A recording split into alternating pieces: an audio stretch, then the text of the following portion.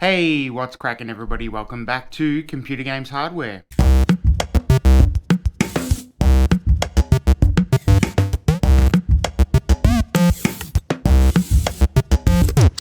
It's November, guys, so we've got some new games to talk about, so let's not piss fart around and get stuck straight into it. Alright, first up in November, he's part man, part cop, but he's all hero. We've got RoboCop Rogue City. So this game was set to be released in October, but it got pushed back into November because too many games. So people have been looking forward to this one. I'm looking forward to it. Unfortunately, I missed out on the demo that was released in Next Fest on Steam, but I've been keeping up with this game. It has a classic RoboCop style, and if you haven't seen the RoboCop movie, it's got that classic Paul Verhoeven dark humor that is permeated throughout RoboCop. And if you haven't seen it, RoboCop's an ultra-violent, dark comedy movie almost. And the game features that type of style. So you play as Murphy as he navigates being RoboCop. It's got all the classic characters, it looks like. So you've got the whole RoboCop universe there to draw upon, and the gameplay looks surprisingly fun. It's a first-person shooter in some stages, but it's also got that goofy, silly type of RoboCop satire comedy type of style to it. It looks not the best. It's so the graphics and the visual style are a bit lacking in my opinion, but they've obviously gone with a choice. So I don't think it's because of the developers' lack of talent or anything like that. They've obviously made a choice, and you'll probably see that within the sequels, but it makes sense for RoboCop. So I've heard a couple of people talk about there's like one mission where probably not everyone's cup of tea, but it's certainly right up my alley. I know a lot of you have been looking forward to this one. I've been looking forward to this one. RoboCop Rogue City is available on November 3rd on PS5, Xbox Series X, and on Steam November 3rd. So check that one out. Next up is Like a Dragon Gaiden, the man who erased his name.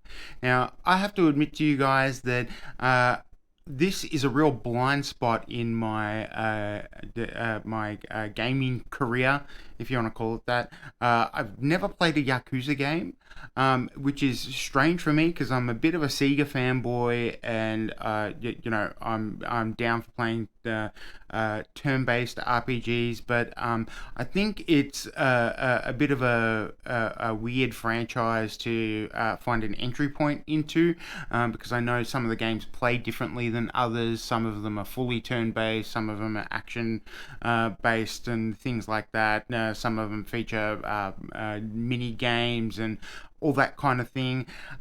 So bit of a blind spot for me. Never had a really a good one to jump into. So if any of you guys can suggest a Yakuza or Like a Dragon title to jump into, let me know in the comments down below. So this one is by Sega, and it follows once legendary Yakuza Kazuma Kiryu, who's faked his own death and abandoned his name for the sake of protecting his family. Now he is thrust into a conflict by a mysterious figure attempting to drive him out of hiding.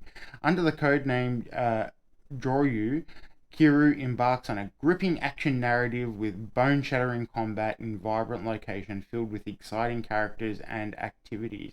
So it looks pretty interesting. It's got some really exciting combat. It seems like you can do some awesome combos there, and you're fighting a whole bunch of Yakuza. So you can adapt to the situation differently, and you can uh, slay a whole bunch of Yakuza all at the same time. So it looks like a pretty fun game. I really like the visual style as well, like that. It's got a Asian cinema vibe to it. I really like the look of this game. Um, it's a it says here that it's got some like racing, pocket circuit, and other immersive experiences. Submissions drawing you into epic showdowns that unfold the more you explore and enjoy Yokohama and all that sort of stuff. So, I believe that in the Yakuza series, the characters are stand-ins, so I think the different storylines they're played by the same characters in different. So there's ones in feudal Japan and things like that. So it looks really interesting. I don't know why I haven't jumped into this. Let me know in the comments down below if there's a good entry point. I know they've had some remakes lately as well. Anyway, but there you go.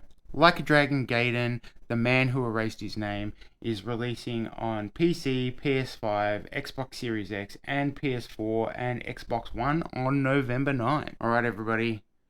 Task Force 141 and Captain Price is back in Call of Duty Modern Warfare 3. So, Call of Duty Modern Warfare 3 is releasing on November 10, but interestingly, you can get access as early as November the 3rd, I believe. If you've pre-purchased, you can play the campaign, which crescendos in the classic Modern Warfare storyline with Captain Price going after the infamous Makarov.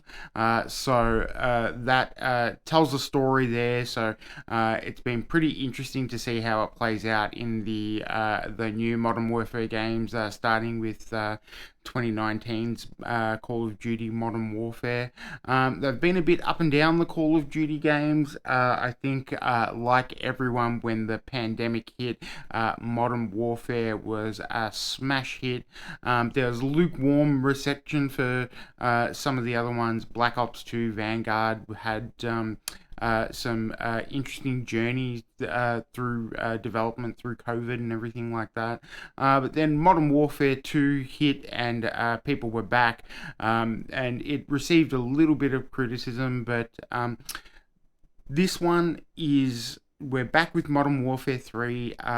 Infinity Ward is out and Sledgehammer Games is back in. And look, some people are a little bit concerned about that. I've said a couple of times before that I know that a couple of you are Infinity Ward or nothing on the Call of Duty games, but I quite like Sledgehammer Games. I believe they're an Australian developer as well, so shout out to Sledgehammer Games there. I think that the game itself looks pretty good. Interestingly enough, what they've done with Call of Duty is, I don't think there's been a huge graphical fidelity jump. It looks good, but it looks like a Modern Warfare title, so there hasn't been a huge jump in visual fidelity. It's not like you're not going to be able to run this title, so I think that's not bad. It looks good. It fits in with all the other titles, and everybody can access it. That's what Call of Duty should be. It's one of the most popular titles in the world. So this one looks pretty good. It's got some notable features like zombies in this one, being a Sledgehammer game. It's not your typical Infinity Ward Modern Warfare 3 style. So you do have to wonder what's happened there. There was probably Infinity Ward are probably working on the next big thing in Call of Duty. Who knows? But I believe that Sledgehammer Games are quite confident in being able to bring you an entertaining title. This one might feel a bit more arcadey than Modern Warfare and Modern Warfare 2. There's certainly a huge emphasis on the zombie mode in this title, and but I think what everyone will want to be seeing in this title, interestingly, is the culmination of the story for once. So multiplayer is probably not that big of the feature. I think everyone wants to know how they play out the Makarov storyline for this title. So you're able to get access to the story in the campaign early, up to a week early, starting on November 3rd or 4th. So if are you going to be checking out Modern Warfare? I know that some people just buy this game regardless, so it's their one purchase every year. They buy Call of Duty and that's it. Particularly you PS5 players out there, shout out to you guys. But it looks like at least it's going to be interesting. I'm kind of going to hang out and see what the reviews are. My experience with COD lately has been I purchase the game, I play the campaign, I jump into multiplayer, I max out all the sniper rifles, and then I'm out. So, some of the first person games have been a little bit samey, a little bit boring, and we've had such a smorgasbord of games this year that we're just going to have to wait and see. So, hopefully, they produce a good one, and this one's coming out on November 10th. Super Mario RPG. So, this is the classic Nintendo adventure, I believe, that was developed with Square. So the JRPG pedigree is there in the originally called Super Mario RPG and the Legend of the Seven Stars. This is the classic Nintendo adventure that's been brought back to life and got a bit of a refresh, much in the vein of Super Mario Brothers Wonder. Not as good looking as Super Mario Brothers Wonder, I might add. It's got its own style, and certainly Super Mario Wonder has its own visual style, which pops a little bit more in my opinion. So a little bit different, but it's the classic RPG. There's two elements to it, so it's got its sort of top-down isometric adventure that plays like a Mario game. There's Goombas running around and you can jump over them and things like that. And then it's got its classic JRPG battle turn-based mode. So really exciting. Haven't played this one in years and years. Still stuck on the Super Nintendo for the original, so haven't revisited it in a long time, and a lot of people are looking forward to this one. In Super Mario RPG, you start off with Mario, and it sort of eases you into the adventure, and then the JRPG elements are sort of introduced step by step. Your party grows a little bit bigger, and you go through this adventure. So it's a really good mix of sort of top-down isometric classic Super Mario. It's got those game mechanics and elements to it, but it also has introduces you into RPG. So good entry point, especially for younger kids who might want to take a step up into more complex game mechanics. So Super Mario RPG is a classic, and Nintendo have been hitting home runs lately, so I'm looking forward to this one. Really like the style. It's got a mix between Super Mario Wonder and Super Mario Party type of art style. So if you like any of those games, then you're probably going to enjoy this one. Turn-based is not for everybody, I get that, but this game is not just that. So check it out. Super Mario RPG will be arriving on Nintendo Switch on November 17th. Alright, also coming out on November 17th is Flashback 2. So you guys might remember this game from all the way back in 1992 if you had a good enough computer to run it, if you were rocking a Pentium 1. Flashback 2 is a classic platforming game.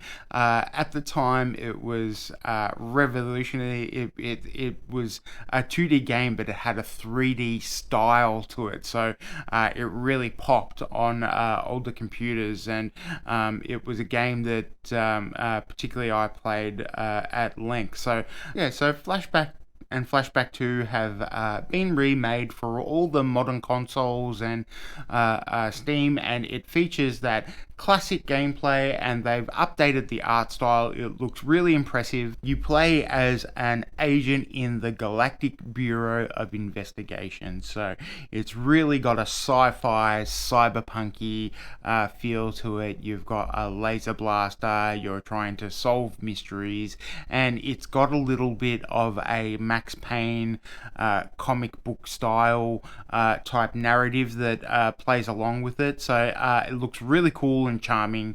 I'm really down for this one. Flashback 2 is releasing on PS4, PS5, Xbox Series X, Xbox One, and Steam on November 17th. Anyway, that's going to do it for this one, guys. Thanks very much for watching. If you've liked any of the content in this video, please consider subscribing. Get subscribed, because next week coming out, we have a review for Alan Wake 2. So I've gotten really stuck into Alan Wake, and I've got some thoughts about it. Can't wait to talk about that with you guys. And if you want to support the channel, please consider liking and subscribing. You can also support the channel financially by clicking the Amazon affiliate links that are down in the description. So if you happen to be buying something on Amazon, you can click those links and it helps me out. It gives me a bit of a kickback. So I'd really appreciate that. Thanks very much for watching. I've enjoyed making this one for you guys, so I'll keep making them if you keep watching them. And as always, I'll see you in the next one. Thanks for watching.